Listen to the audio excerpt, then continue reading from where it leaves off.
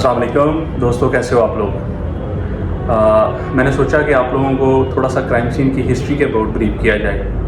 पहले मैंने आपको इंट्रोड्यूस तो करवाया क्राइम सीन को, क्राइम सीन होता क्या है। तो अब मैं आपको थोड़ा सा बताऊंगा कि क्राइम सीन की हिस्ट्री क्या है। तो फिंगरप्रिंट्स को बेसिकली जो है ना हम प्राइमरी टूल मानते हैं क्राइम सीन का। तो फिंगरप्रिंट से आइडेंटिफिकेशन या उनके डॉक्यूमेंट्स के पे देखना कि ये रियल हैं या फेक हैं, तो ये तो सेंचुरीज़ बिफोर सेंचुरीज़ हो रहा है। बेबीलोन के टाइम पे हो रहा है, चाइनीज़ एंशिएंट टाइम से ना ये काम स्टार्ट है। तो अगर हम इस्लामिक हिस्ट्री में देखें तो एहसनुल कसस हज़रत यूसुफ़ अलैहिस्सलाम के वाक़े को बोला जाता है। तो कुरान पाक में भी सूरह यूसुफ में इस वाक़े के बारे में बोला जाता है। तो वो एक इस्लामिक हिस्ट्री में सबसे जो पेट एग्जांपल है, क्राइम सीन ऑब्ज़र्व करके असल कल्प्रिट को ढूंढा गया। तो वो हमें कुरान पाक से भी इस चीज़ का पता चल जाता है कि जब शाह मिस्र की बेगम ज़ुलेहा ने इल्ज़ाम लगाया कि हज़रत यूसुफ़ अलैहिस्सलाम ने मेरे साथ दस्तराजी करने की कोशिश की है, तो हज़रत यूसुफ़ अलैहिस्सलाम ने इससे उल्ट बोला। तो एक नबीना बूढ़े को लाया गया, यानी कि शाह मिस्र ने उससे मशवरा लिया। तो उसने बोला कि आप यूसुफ़ अलैहिस्सलाम को बुलाओ और उसकी कमीज़ देखो कि वो किधर से फटी हुई है, तो आपको पता चल जाएगा। तो कमीज़ फटी होना और वो उस रूम में जाना, वो सारा एक क्राइम सीन था।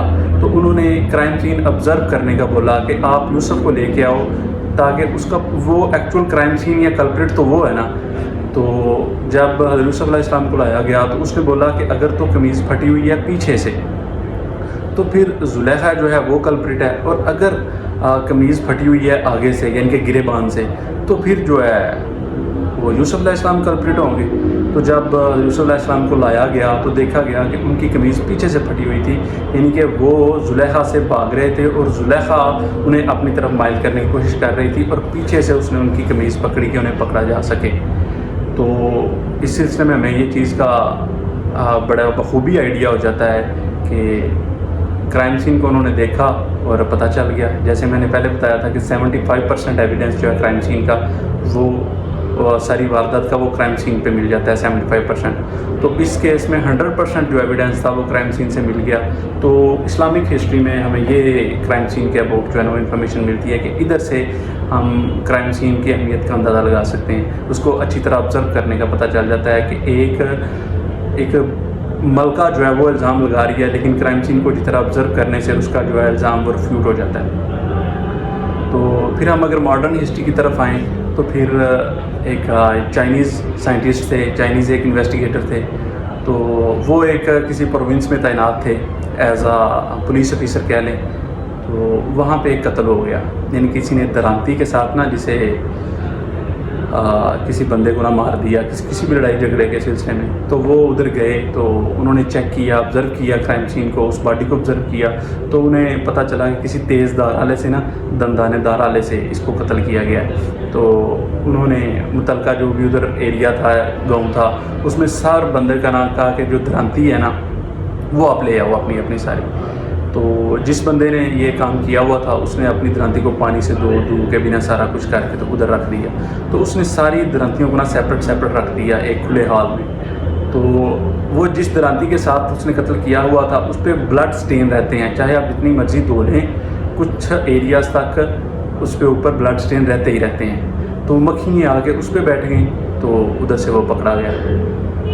ये मॉडर्न हिस्ट्री से क्राइम सीन, और ये इसमें हमें ये भी पता चलता है कि इंसेक्ट्स जो हैं वो भी हेल्प कर सकते हैं हमें किसी कल्प्रिट के पास पहुंचने के। इस सिलसिले में मैं एक सेपरेट जो है वीडियो में मैं आपको बताऊंगा कि इंसेक्ट्स जो हैं वो इन्वेस्टिगेशन में कैसे हेल्प कर सकते हैं। तो ये ब्लड स्टेन से वो बंदा पकड़ा गया कि उसकी दरांती के ऊपर आके मक्खियाँ बैठी और उससे वो पकड़ा गया कि यही वो बंदा है। उससे इंटरोगेट किया गया तो वो मान गया जी मैंने ये मर्डर किया हुआ है।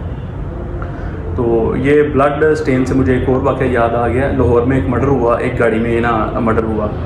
तो 2-4 माह के बाद वो गाड़ी पुलिस को मिली। तो उसे कितनी दफ़ा वाश भी किया गया हुआ था, सारा कुछ किया गया हुआ था, इवन कैसे देखने से पता ही नहीं था चलता। तो लेकिन ये हमारे पास कुछ स्पेशल यूवी लाइट्स होती हैं, तो हमने उनकी रोशनी में उनकी मदद से उसे चेक किया।